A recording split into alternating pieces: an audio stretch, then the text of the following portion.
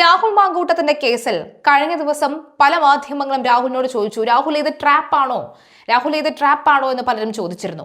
രാഹുൽ മാങ്കൂട്ടം ഇപ്പോൾ കോടതിയിൽ നിന്നും ജാമ്യം ലഭിച്ചപ്പോൾ മാത്രമാണ് മാധ്യമങ്ങളിൽ നിന്നും ഇത് ട്രാപ്പാണോ എന്നുള്ളൊരു വാക്ക് തന്നെ പുറത്തു വന്നത്.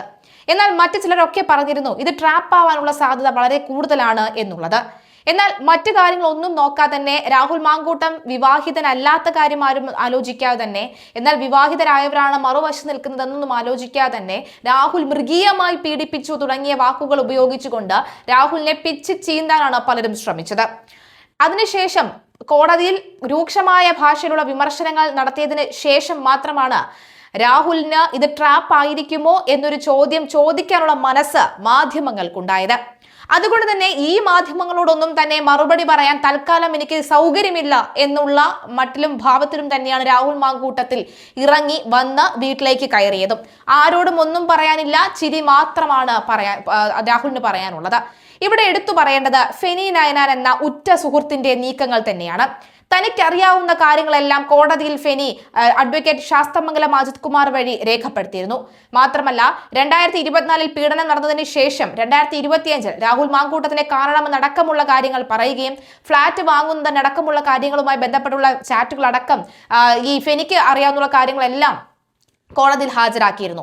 മാത്രമല്ല ഫെനി പറഞ്ഞിരുന്നു ഇതൊരു ഗൂഢാലോചനയാകാനുള്ള സാധ്യത വളരെ കൂടുതലാണ് എന്ന് വ്യക്തമാക്കുന്ന ഒരു ഫേസ്ബുക്ക് പോസ്റ്റ് 27-ാം തീയതി ഫെനി പങ്കുവെക്കുകയുണ്ടായി. കഴിഞ്ഞ ദിവസം കോടതിയിൽ നടന്ന ചില നീക്കവും ചില നിരീക്ഷണവും ഒക്കെ തന്നെ വിരൽ ചൂണ്ടുന്നത് ഫെനിയുടെ വാക്കുകൾ ശരിയാണല്ലോ എന്നുള്ള തോന്നലിലേക്കാണ്. എനിക്കൊന്നും അറിയില്ല, ഞാൻ ആരുടെയും പേര് പറഞ്ഞിട്ടില്ല എന്നൊക്കെ പറഞ്ഞ് ഒരു പോസ്റ്റ്. അതിൽ വന്ന ഒരു കമന്റിന് റിനി മറുപടി പറഞ്ഞിരിക്കുകയാണ്, ഞാനൊരു പരാതിക്കാരിയെയും അങ്ങോട്ട് ബന്ധപ്പെട്ടിട്ടില്ല എന്ന്. എന്നാൽ എനിക്കൊരു കാര്യം പറയാനുണ്ട്. രാഹുൽ MLAക്കെതിരെ ഇപ്പോൾ വന്ന മൂന്നാമത്തെ പരാതിക്കാരി റിനി ആൻഡ് ജോർജ് 2025 ഓഗസ്റ്റിൽ തന്നെ അങ്ങോട്ട് ബന്ധപ്പെട്ടിരുന്നു എന്ന് മൂന്നാമത്തെ പരാതിക്കാരി എന്നോട് ചാറ്റിൽ പറഞ്ഞിട്ടുണ്ട്. 2026 ജനുവരിയിൽ പരാതി കൊടുത്ത ആളെ 2025 ഓഗസ്റ്റിൽ ബന്ധപ്പെട്ടിരുന്നു എന്നത് റിനിക്ക് നിഷേധിക്കാൻ ആവില്ല. നിഷേധിച്ചാൽ ബാക്കി പിന്നീട്. ഇതിന്റെ എല്ലാം പിന്നിൽ വലിയ ഗൂഢാലോചനയുണ്ട് എന്നതിന്റെ തെളിവുകളാണ് ഇതെല്ലാം. ഉഭയകക്ഷി സമ്മതപ്രകാരം നടന്ന ബന്ധത്തെ ബലാത്സംഗമാക്കി മാറ്റിയതിൽ നടന്ന ഗൂഢാലോചനകൾ ഓരോന്നായി പുറത്തു വരും. റിനിയുടെ മുഖത്ത് കള്ളത്തരമുണ്ട്. റിനി ഈ കാണിച്ചുകൊണ്ടിരിക്കുന്നതും മുഖം മൂടിയാണ്. അത് അഭിനയമാണ്. എത്ര മറച്ചു വെക്കാൻ ശ്രമിച്ചാലും അത് പുറത്തു വരും, അല്ലെങ്കിൽ പുറത്തു കൊണ്ടുവരും. ഭൂമിയുടെ നിയമമാണ് അത് എന്ന് പറഞ്ഞുകൊണ്ട് ഫെനി നയനാർ പങ്കുവച്ച കുറിപ്പ് വലിയ ചർച്ചയായിരുന്നു. ഫെനി ഇപ്പോൾ മാത്രമല്ല, ആദ്യം അതിജീവിതയുമായി അതായത് മൂന്നാം പരാതി കേസിലെ പരാതിക്കാരിയുമായി ബന്ധപ്പെട്ട് ഫെനിക്ക് അറിയാവുന്ന കാര്യം പുറത്തുവിട്ടപ്പോൾ തന്നെ അത് വലിയ ചർച്ചകളായിരുന്നു. പിന്നാലെ തന്നെ മണിക്കൂറുകൾക്കകം തന്നെ ഫെനിക്കെതിരെ പോലീസ് നടപടി ഉണ്ടായി. ഫെനി നിമിഷ നേരം കൊണ്ട് ഹൈക്കോടതിയിൽ പോയി തന്റെ നേരെയുള്ള ഈ പോലീസ് നടപടിയെ തടയാൻ തന്നെയാണ് ശ്രമിച്ചത്. എന്തായാലും ഫെനി പറഞ്ഞ കാര്യങ്ങൾ അച്ചട്ടാകുന്നു എന്ന് തന്നെയാണ് വ്യക്തമാകുന്നത്. കഴിഞ്ഞ ദിവസം കോടതിയിൽ നടന്ന ചില വളരെ നിർണായകമായ നിരീക്ഷണങ്ങൾ, അവിവാഹിതനായ ഒരാൾക്ക് ഒന്നിലധികം സ്ത്രീകളുമായി ലൈംഗിക ബന്ധത്തിൽ ഏർപ്പെടുന്നതിൽ നിയമപരമായി എന്താണ് തെറ്റുള്ളത് എന്നാണ് കേരള ഹൈക്കോടതി ചോദിച്ചത്. മുൻകൂർ ജാമ്യാപേക്ഷ തള്ളിയ സെഷൻസ് കോടതി ഉത്തരവിനെതിരെ രാഹുൽ മാങ്കൂട്ടത്തിൽ നൽകിയ അപ്പീൽ പരിഗണിക്കവെയാണ് ഹൈക്കോടതിയുടെ ഈ പരാമർശം. രാഹുൽ മാങ്കൂട്ടത്തിൽ അവിവാഹിതനാണെന്നും ഉഭയസമ്മതപ്രകാരം അയാൾക്ക് എത്ര ബന്ധങ്ങളും ഉണ്ടാകാം, അതിലെന്താണ് തെറ്റെന്നും കോടതി ചോദിച്ചു. അതായത് സ്ത്രീയുടെ അനുമതി ഇല്ലാതെ, സ്ത്രീയുടെ സമ്മതമില്ലാതെ പോയി തൊടുന്നതോ പീഡിപ്പിക്കാൻ ചെന്നതോ അല്ല. ഇത് ഉഭയകക്ഷി സമ്മതപ്രകാരമാണ്, രണ്ടുപേർക്കും താല്പര്യത്തോടു കൂടിയാണ്.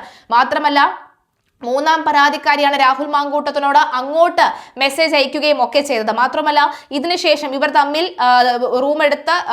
ഇവർ തമ്മിൽ മണിക്കൂറോളം ചെലവഴിച്ചതിന് ശേഷവും, അതായത് പീഡനം നടന്നു എന്ന് പറയുന്ന ദിവസത്തിന് ശേഷം ഇവർ തമ്മിൽ ഒന്നിച്ച് പാലക്കാട്ടെ ഫ്ളാറ്റിൽ തങ്ങിയിരുന്നു എന്നടക്കമുള്ള കാര്യങ്ങൾ കോടതി എടുത്ത് സൂചിപ്പിക്കുകയും ചെയ്തിരുന്നു. ലൈംഗിക പീഡനവുമായി ബന്ധപ്പെട്ട ഒന്നാം പരാതിയിൽ രാഹുൽ മാങ്കൂട്ടത്തിൽ നൽകിയ മുൻകൂർ ജാമ്യാപേക്ഷ വിധി പറയാൻ കോടതി മാറ്റി. നിലവിലെ കേസ് രജിസ്റ്റർ ചെയ്തതിനു ശേഷം 2 സ്ത്രീകൾ ഇയാൾക്കെതിരെ ബലാത്സംഗ ആരോപണം ഉന്നയിച്ച 2 പരാതികൾ കൂടി നൽകിയിരുന്നു. ഇതൊരു ക്രിമിനൽ പശ്ചാത്തലമായി കണക്കാക്കണമെന്ന് പ്രോസിക്യൂഷൻ വാദിച്ചതോടുകൂടിയാണ് കോടതി ചില പരാമർശങ്ങൾ കൂടി നടത്തിയത്. ജസ്റ്റിസ് കൗസർ എടബക്കത്തിന്റെ ബെഞ്ചാണ് കേസ് പരിഗണിച്ചത്. ജാമ്യാപേക്ഷ പരിഗണിക്കുമ്പോൾ FIRകൾ മുൻകാല ക്രിമിനൽ പശ്ചാത്തലമായി കണക്കാക്കാനാകില്ല എന്ന് കോടതി അഭിപ്രായപ്പെട്ടിരുന്നു. എല്ലാ കേസുകളും FIR ഘട്ടത്തിലാണല്ലേ എന്ന് ചോദിച്ച ഹൈക്കോടതി ഒരു കേസിൽ പോലും അന്തിമ റിപ്പോർട്ട് സമർപ്പിച്ചിട്ടില്ല എന്നും വ്യക്തമാക്കി. ഒരു അന്തിമ റിപ്പോർട്ട് പോലും സമർപ്പിച്ചിട്ടില്ല. എല്ലാം അന്വേഷണത്തിൽ തന്നെയാണ്. നിയമപരമായ നടപടിക്രമം അനുസരിച്ച് പരാതി രജിസ്റ്റർ ചെയ്യുന്നത് മാത്രം പോരാ, കുറഞ്ഞപക്ഷം അന്തിമ റിപ്പോർട്ടെങ്കിലും ഉണ്ടായിരിക്കണം എന്നാണ് കോടതി സൂചിപ്പിച്ചത്. അല്ലാതെ ഇതിങ്ങനെ കടല് പോലെ നീട്ടി റബ്ബർ ബാൻഡ് പോലെ വലിച്ചുകൊണ്ട് നീട്ടി കൊണ്ടുപോയി ഇവിടെ എന്ത് കാര്യം? ഇത്രയും സമയം പോരെ നിങ്ങൾക്ക് ഈ കാര്യങ്ങൾ തെളിയിക്കാൻ എന്നടക്കമുള്ള കാര്യങ്ങളുമാണ് ഹൈക്കോടതി രൂക്ഷ ഭാഷയിൽ വിമർശിച്ചത്. ഇതോടെ രാഹുൽ മാങ്കൂട്ടത്തിൽ ഒരു കുറ്റവാളിയാണ് എന്ന പ്രോസിക്യൂഷൻ വാദിച്ചു. ഉഭയസമ്മതത്തോടെയാണ് താൻ ബന്ധത്തിൽ ഏർപ്പെട്ടത് എന്നതാണ് അയാളുടെ പ്രതിരോധമെന്നും വാദിച്ചു.